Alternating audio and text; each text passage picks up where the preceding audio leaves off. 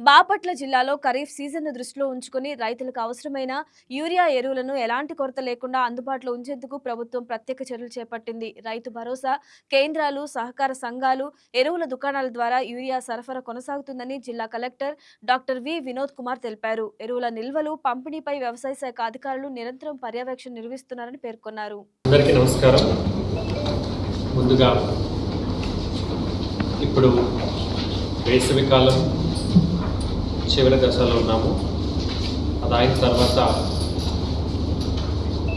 Irrigation నీళ్లు వదిలే ప్రణాళిక కూడా మొదలైంది. నాగార్జున సాగర్లో కొద్దిగా నీళ్లు రిలీజ్ అయితే కృష్ణా వెస్టర్న్ డెల్టాలో డ్రింకింగ్ వాటర్కి ఎస్ఎస్ ట్యాంక్స్కి ఆల్రెడీ రిలీజ్ అయ్యి నింపడం కూడా ఆల్మోస్ట్ కంప్లీషన్ స్టేజ్కి వస్తుంది.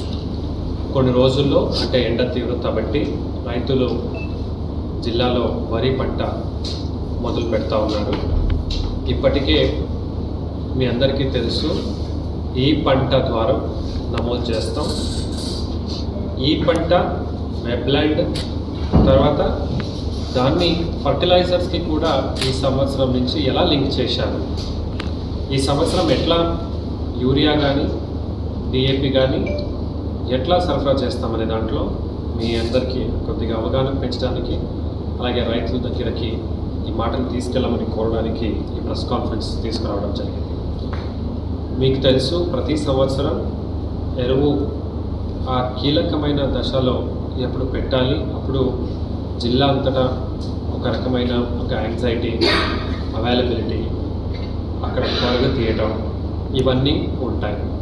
ఈసారి రాష్ట్ర ప్రభుత్వం వారు, గౌరవ ముఖ్యమంత్రి నారా చంద్రబాబు నాయుడు గారు పోయిన సంవత్సరం కొన్ని జిల్లాలో కొన్ని ప్లేస్లో జరిగిన ఈ ఇన్సిడెంట్స్ కావచ్చు, కొన్ని రిపోర్ట్స్ కావచ్చు, దానన్నీ కూడా ఒక మంచి ఫీడ్బ్యాక్ లాగా తీసుకుంటూ ఈ సిస్టమ్ని ఇంకా బెటర్గా ఎట్లా చేయొచ్చు అని, అలాగే పోయిన సంవత్సరం మనం చేసిన కొన్ని బెస్ట్ ప్రాక్టీసెస్, అంటే మనము ఒక స్లిప్స్ని ఇచ్చి షెడ్యూల్ లాగా ఇచ్చి ఒక వారానికి ఈ ఈ ఈ రైతులకి వస్తుంది, అప్పారావు గారు, సుబ్బారావు గారు, కొండలరావు గారు, సో ఆయనకి ఈ డేట్కి రమ్మని చెప్పి ఎట్లా స్ట్రీమ్లైన్ చేశారు, ఇవన్నీ జిల్లా నుంచి సేకరించి ఆన్లైన్ పోర్టల్ని తయారు చేయడం జరిగింది.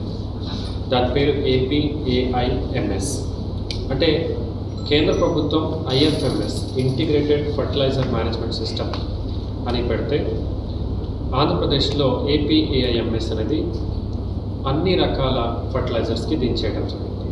అంటే ఇది ఏంటంటే ఈ పంటలో ఏ రైతు ఏ పంటని వేసుకున్నారని మనం నమోదు చేసినప్పుడు అది ఆటోమేటిక్గా ఆ రైతుకి ఎరువు కూడా అవసరం ఉంటుంది అనేది కూడా ఈ లాగిన్స్లో వచ్చేస్తుంది. ఇది విలేజ్ అగ్రికల్చర్ అసిస్టెంట్కి ఒక లాగిన్ ఉంటుంది, అలాగే మండల అగ్రికల్చర్ ఆఫీసర్కి, డిస్ట్రిక్ట్ అగ్రికల్చర్ ఆఫీసర్కి, జిల్లా కలెక్టర్ గారికి కూడా లాగిన్. ఇప్పుడు మన జిల్లాలో ఖరీఫ్ 2026-27 అంటే సెప్టెంబర్ దాకా అవసరమైనది మరియు అందుబాటులో ఉన్నవి వివరాలు మీకు తెలియజేస్తున్నాం. మనకు అవసరమైన యూరియా 27,165 టన్నులు, డిఏపి 13,977 టన్నులు.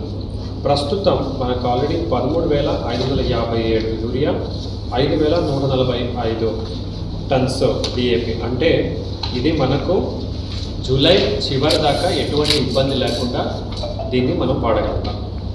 ఇది మనం ముఖ్యంగా మార్కెట్ RSKలు ద్వారా మనం ఇస్తున్నాం. మీ అందరికీ తెలుసు, ప్రతి రైతు కూడా గుర్తుపెట్టుకోవాల్సింది ఏంటంటే, మీ భూమి ఎక్కడ ఉంది ఆ భాగంలో ఉన్న RSK రైతు సేవా కేంద్రాల్లో మీరు ఎరువు తీసుకోమని కోరుతున్నారు. మొన్న అమర్తలూరులో వెళ్ళినప్పుడు ఒక రైతు వచ్చి మాకు అడగడం జరిగింది, ఒక కేస్ స్టడీ. ఇది నేను ఎక్స్ప్లెయిన్ చేద్దాం అనుకున్నాను.